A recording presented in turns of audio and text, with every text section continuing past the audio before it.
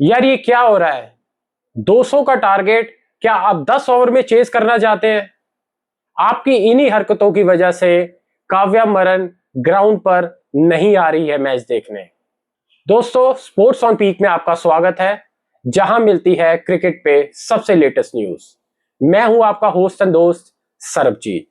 देखिए, आज एक फिर से वन साइडेड मैच देखने को मिला, जिसमें केकेआर ने एक मैसिव टोटल लगा दिया था एसआरएच के सामने। जैसे कि हमने पिछले वीडियो में बात की थी कि एक छोटा ग्राउंड है, अगर पहली टीम इस पर 200 या 225 का टारगेट लगा देती है तो इतना आसान नहीं रहेगा यहां पे चेस करना, क्योंकि दोनों टीम्स के पास अच्छे गेंदबाज हैं। और वही हुआ कि केकेआर ने ये 200 रन का टारगेट एसआरएच के लिए बना दिया, जिसमें एसआरएच को अपनी इनिंग की शुरुआत से ही दिक्कत आनी शुरू हो गई। ये टोटल तकरीबन 160-170 का लग रहा था, जिसमें वेंकटेश्वर अय्यर ने तो बहुत बेहतरीन बैटिंग की आखिरी में और ये टारगेट 200 तक पहुंचा दिया। बट उसके बावजूद एसआरएच को इतना पथेटिक क्रिकेट नहीं खेलना चाहिए था। इस टूर्नामेंट के अंदर एसआरएच से कुछ भी नहीं हो रहा है। अगर हम बात करें दोनों टीम्स पर, तो केकेआर की शुरुआत बहुत ही खराब रही थी, जिसमें डी कॉक ने 6 गेंदें खेली और 1 रन बनाकर वो जल्दी चले गए। उसके बाद नारायण भी कुछ खास नहीं कर पाए, 7 गेंदों पे 7 रन बनाए, हालांकि उसमें एक छक्का भी शामिल था, बट वो भी 7 रन से ज्यादा योगदान नहीं कर पाए अपनी टीम के लिए। बट उसके बाद अजिंक्य रहाणे और अंगरीश रघुवंशी, इन दोनों ने मिलकर पहले 6 ओवर का भरपूर फायदा उठाया और केकेआर के स्कोर बोर्ड को आगे बढ़ाया। देखिए, अजिंक्य रहाणे जो कि इस टीम के कैप्टन भी है, इन्होंने 27 गेंदें खेली, जिसमें 38 रन बनाए और इसमें 4 मैसिव सिक्सेस भी शामिल है। उन्हीं के साथ अंगरीश रघुवंशी ने भी 32 गेंदें खेली और 50 रन बनाए, जिसमें 2 छक्के और 5 चौके थे। ये दोनों ने पहले 6 ओवर का भरपूर फायदा उठाया। उसके बाद इन्होंने अच्छी पार्टनरशिप जमाई, जिसमें पहले 10 ओवर में 85 रन इन्होंने बोर्ड पर लगा दिए थे। अब ऐसा लग रहा था कि ये टोटल कम से कम 180 तक तो जाएगा। उसके बाद आए वेंकटेश्वर अय्यर। देखिए, वेंकटेश्वर अय्यर से पहले 5 से 10 गेंदों पे कुछ नहीं हो रहा था। हालांकि उनकी इतनी खराब शुरुआत के बाद उन्होंने जो अंत किया है अपनी इनिंग का, ना ही सिर्फ अपनी इनिंग का, केकेआर का टोटल जो है वो 200 तक पहुंचा दिया। उन्होंने 29 बॉलें खेली और 60 रन बनाए, जिसमें 3 छक्के और 7 चौके भी शामिल हैं। उन्हीं के साथ देने वाले रिंकू सिंह के ऊपर भी है, देखिए आज बहुत दबाव था। उन्होंने भी एक बहुत बढ़िया पारी खेली, 17 गेंदें उन्होंने खेली, जिसमें 32 रन बनाए और एक मैसेज 6 और 4 चौके भी लगाए इसमें। तो जैसे मैंने कहा कि इतनी बढ़िया पारी के बाद वेंकटेश्वर अय्यर की, केकेआर किसी ना किसी तरीके से 200 तक पहुंच गया।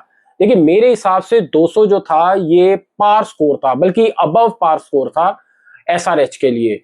एसआरएच की टीम देखिए इकलौती ऐसी टीम है जो इस टूर्नामेंट में इस टारगेट को आराम से चेस कर सकती है, बट इस टूर्नामेंट में वो कुछ खास नहीं कर पाए और वही हाल हुआ उनकी इनिंग की शुरुआत से ही। ट्रेविस हेड, सबसे पहला विकेट जाता है ट्रेविस हेड का।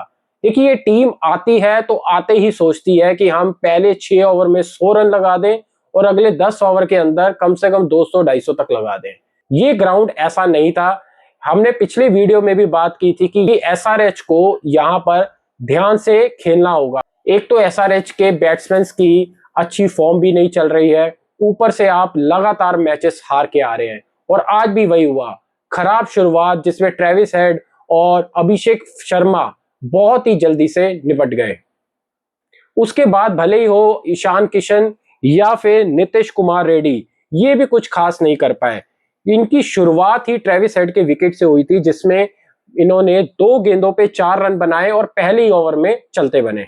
उसके बाद अगले ही ओवर में अभिषेक शर्मा भी एक लूज शॉट मार के आउट हो गए। उन्होंने भी 6 गेंदें खेली और 2 ही रन बना पाए और जल्दी वो भी आउट हो गए। ईशान किशन, देखिए ईशान किशन का भी एक पहले मैच में ही अच्छा नॉक आया था, पिछले 3 मैचेस में वो भी कुछ खास नहीं कर पा रहे। 5 गेंदें उन्होंने भी खेली और ये भी 2 रन बना के जल्दी आउट हो गए। नीतीश रेड्डी ने कुछ अच्छे जोर तो दिखाए, बट वो भी कुछ खास नहीं कर पाए। 15 गेंदें उन्होंने खेली, 19 रन बनाए, जिसमें 1 छक्का और 2 चौके भी शामिल थे। कमिंडो मेंडिस, देखिए कमिंडो मेंडिस का ये पहला मैच था, मेरे हिसाब से ये तो इनका पहला आईपीएल मैच था और उसमें इन्होंने अपनी तरफ से कोशिश तो की थी रन बनाने की, बट वो भी कुछ खास नहीं कर पाए। 15 गेंदों पे उन्होंने 19 रन बनाए, जिसमें एक छक्का, माफ कीजिएगा 2 छक्के और एक चौका भी शामिल था।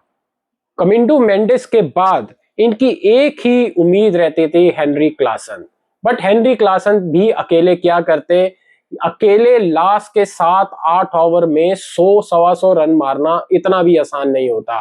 देखिए वंस इन अ वाइल ये टारगेट चेस हो जाता है जब अकेले हेनरी क्लासन या इस तरीके के बैट्समैन खड़े होते हैं, बट आज वो दिन नहीं था। हेनरी क्लासन ने अपनी तरफ से बहुत कोशिश की इस रन को चेस करने की और अपने डिफीट के मार्जिन को कम करने की, बट वो भी कुछ खास नहीं कर पाए। 21 गेंदें उन्होंने खेली और 33 रन बनाए, जिसमें 2 छक्के और 2 चौके भी शामिल थे। इनके बाद आए बल्लेबाज भी कुछ ज्यादा नहीं कर पाए। अनिकेत वर्मा ने भी 6 गेंदों पे 6 रन बनाए।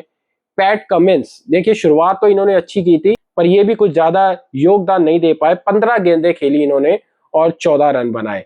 और उसके बाद हर्षल पटेल हो, सिमरनजीत सिंह हो या मोहम्मद शामी, इनसे भी कुछ खास नहीं हुआ और पूरी एसआरएच टीम 120 रन पे ही ढेर हो गई। देखिए 80 रन का मार्जिन बहुत ज्यादा होता है। इनको आज ये जो डिफीट मिली है ये बहुत बड़ी डिफीट है। आने वाले कुछ मैचेस में अगर ये लगातार मैचेस जीतते हैं विद बेटर रन रेट, तभी जाके इनकी वापसी होगी, वरना आज का जो मैच ये हारे हैं ये बहुत बड़ा डेंट करेगा एसआरएच को।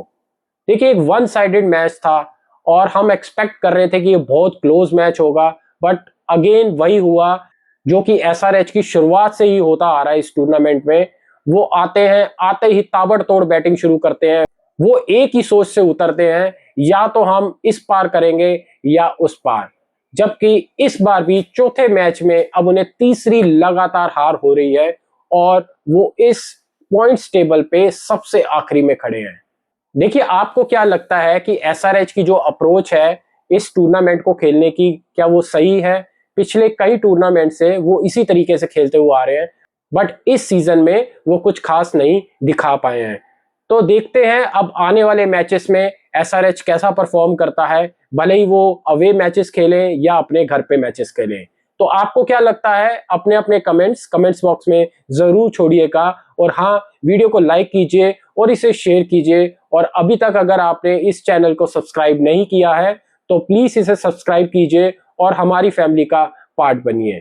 Thank you so much for watching.